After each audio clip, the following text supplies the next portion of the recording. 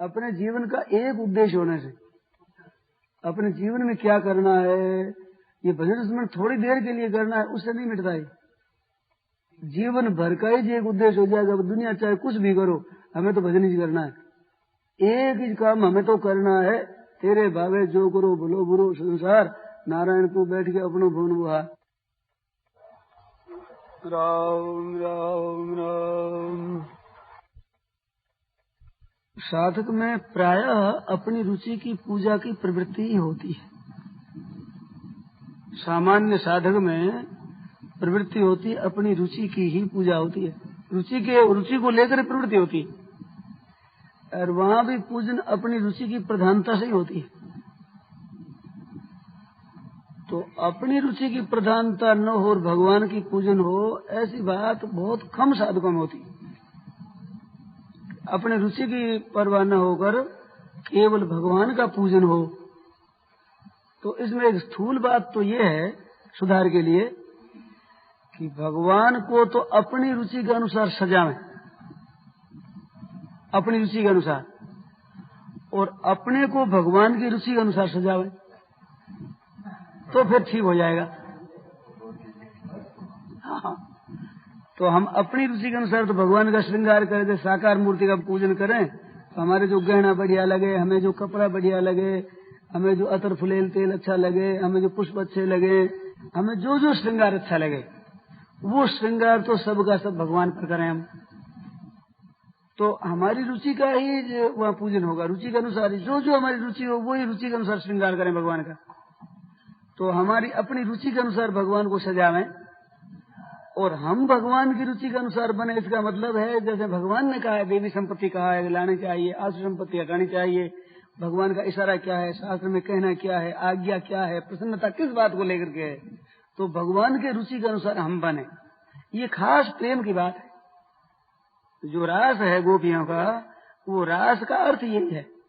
रास नाम किसका है? रस के समूह का नाम है रास। रस है रस, और रस के समूह का नाम हुआ रास। तो रस शब्द से रास बन जाता है।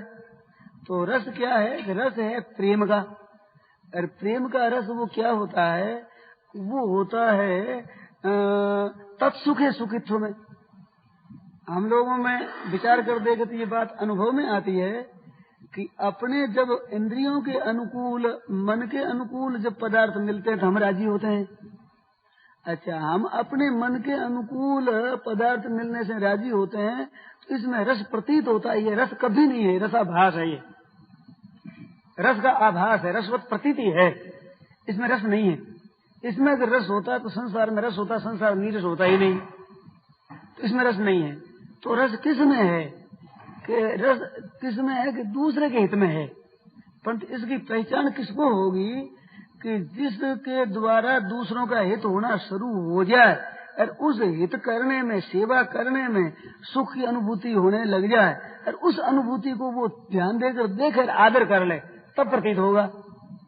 नहीं तो एक अकाट्य सिद्धांत है कि जैसे मन के अनुकूल विषय मिलने से सुख होता है, इससे ज्यादा दूसरे के मन के अनुकूल बात करते ही चित्त में प्रसन्नता होती है।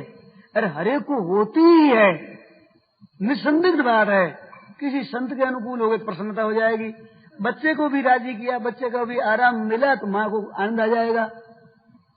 पत्नी को भी राजी किया तो पति को खुश हो जाए प्रसन्नता हो जाएगी। पत्नी ने पति को खुश किया तो पत्नी की खुशी हो जाएगी। मैं कहता हूँ संबंध को लेकर के भी दूसरे को सुखी करते चित्त में एक शीतलता, शांति, एक स्वतः आती ही है। जैसे जल पीने से प्यास शांत होती है, भूख मिटती है अन्न खाने से, इसी तरह सुख होते ही, दूसरे के सुख होते ही अपने को सुख होगा, ये नियम है, अकाट्य नियम है, सिद्धांत है। तो अपने सुख की चेष्टा हम करते हैं, ये बिल्कुल मूर्खता की बात है। एक 16 आना की 16 आना ही, और हमारे अनुभव का निरादर है। इसमें उपदेश की जरूरत नहीं है, इतनी बात विलक्षण है अनुभव की, अपने अनुभव का निरादर है। ये ज्यादा घनता है अंतःकरण में, अंधकार अधिक है, तो उसकी बात मैं नहीं कहता हूँ, पर उसके भी प्रतीत होता मेरी धारणा है। पर थोड़ा बहुत सत्संग करते हैं, थोड़ा व्यवहार अच्छा रखते हैं आदमी, ऐसे आदमियों की तो बड़े जोर से ये अनुभूति है, बड़ी प्रकाश में स्वतः सिद्ध अनुभूति है कि अपने स्वार्थ की सिद्धि करने में जो सुख मिलता है, उस सुख की अपेक्षा जब दूसरे को हम सुख पहुंचाते हैं, दूसरे का हित करते हैं, तो हमारे में शांति अधिक दिखेगी ही, अनुभव होगा ही। ऐसी एक अकाट्य सिद्धांत की बात है, पक्की। तो इतने पर भी हम दूसरों का हित नहीं देखते, सुख नहीं देखते, अपने स्वार्थ में लगे रहते। इसका कारण क्या है? इसका कारण है कि दूसरे के हित करते हुए सुख होता है, उस सुख की तरफ लक्ष्य नहीं है, दृष्टि नहीं है, और दृष्टि बिना उसका आदर नहीं किया है। तटस्थ होकर के कोई आदमी देखे तो मैं मेरे मतलब की बात सिद्ध करने लगूंगा, उसमें उतना चित्त प्रसन्न नहीं होगा जितना आपकी खुशी में, आपके हित में मैं अपना हित, अपनी खुशी, अपनी प्रसन्नता की बेपरवाह करके आपके हित में लग जाऊं। वो एक आरंभ में तो जरा अच्छा नहीं दिखता है, परंतु आरंभ में न दिखने पर भी अगाड़ी चलकर चित्त में बड़ी शांति मिलती है, स्वतः शांति मिलती है, प्रसन्नता होती है। और उस शांति का, उस प्रसन्नता का जिसको चस्का लग जाता है, वही आदमी दानी होता है, वही आदमी उदार होता है, वही आदमी शूरवीर होता है, वही आदमी त्यागी होता है, वही आदमी साधक होता है, वही आदमी सेवक होता है, वही आदमी परोपकारी होता है, वही आदमी दयालु होता है। जिसको दूसरे के हित करने में सुख का चस्का लग गया, हरेक को सुख होता है, होता ही है, परंतु उसमें दृष्टि डाले बिना वो चस्का नहीं लगता।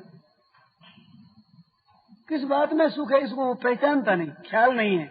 नहीं तो जब ये बात हो जाएगी कि भाई उसके हित में अपना हित है, उसके सुख पहुंचाने से हमें सुख मिलता है, ये वृत्ति होने पर स्वार्थ वृत्ति बहुत जल्दी नष्ट हो जाती है। और साधक होता है, उसकी खास आरंभ श्री गणेश ही स्वार्थ के त्याग में है।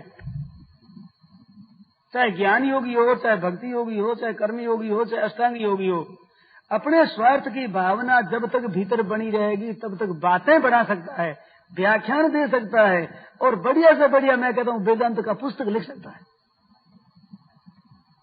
और जिसको पढ़ करके लोग चकरा जाए, बुद्धिमान आदमी भी चकरा जाए, ऐसा विलक्षण पुस्तक लिख सकता है, परंतु शांति नहीं मिल सकती जब तक अपने स्वार्थ का त्याग नहीं होगा। और स्वार्थ का त्याग करते ही मूर्ख से मूर्ख को भी शांति का अनुभव होगा। त्यागात् शांतिर अनंतरम।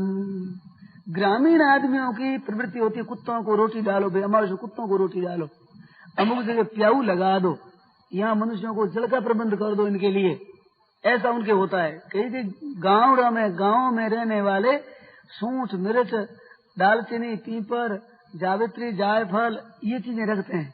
गांव में कोई मांगने आवे तो उनको देते हैं। अब वो देते हैं तो उनको ये ख्याल नहीं है, वो तो यही बेचारे भी किसी काम आ जाए तो अच्छी बात है, परंतु वे स्वयं भोजन करते हैं। जो सुख होता है उसकी अपेक्षा, कोई बीमार है उसको वो केवल दालचीनी दे दी, थोड़ी सूंठ मिर्च दे दिया, दालचीनी दे दी, जावित्री दे दी, ऐसी थोड़ी सी देता है। वो हृदय टटोल कर देगा तो उसमें इतनी शांति दी थी जो खुद भोजन करने में शांति नहीं दी इतनी। खुद पानी पीता है प्यासा, उसमें शांति इतनी नहीं मालूम रहती। ज्यादा लग रहा है, कपड़ा ओढ़ता है, उसमें शरीर का आराम तो ज्यादा मालूम देता है, पर हृदय में शांति उससे ज्यादा मिलती है। जहाँ दूसरे कोई पीड़ा है दूर कर दिया, दूसरे कोई फोड़ा फुंसी है मलम ही दे दिया, एक चाटी रखी वो कुछ लगा दिया उनके, ऐसे लगाने में अगर भोजन की देरी हो जाएगी तो भोजन बिना की ये शांति भीतर रहेगी, वो उसको छोड़कर भोजन कर दो वो शांति नहीं रहेगी। इतनी प्रत्यक्ष बात है, इतनी ये मार्मिक बात है, परंतु कसर क्या रहती है कि हम इसकी शांति का आदर नहीं करते, इधर लक्ष्य नहीं है, ध्यान नहीं है, इस बात हम स्वार्थ में ज्यादा बंधे रहते हैं। अब ये बात हुई सिद्धांत की। अब बात आई भगवान का पूजन करने की बात। तो भगवान के पूजन करने की बात है, उसमें हम भगवान का पूजन करते हैं कि अपनी रुचि का पूजन करते हैं। अब प्रश्न हुआ ये, अपनी रुचि का पूजन एक तो, अपनी रुचि पूर्वक पूजन, ये दो चीज है।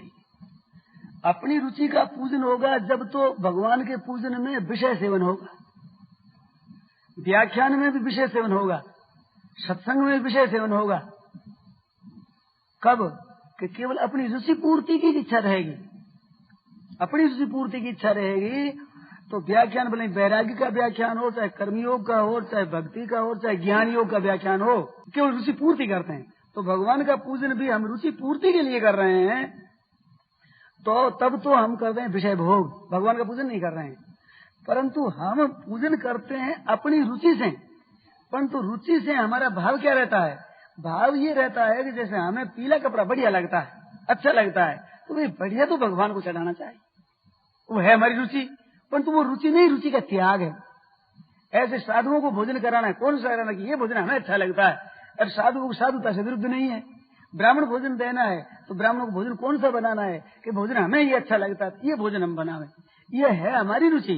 परंतु वह हमारी रुचि पूर्ति नहीं कर रहे हैं, किंतु रुचि का सदुपयोग कर रहे हैं।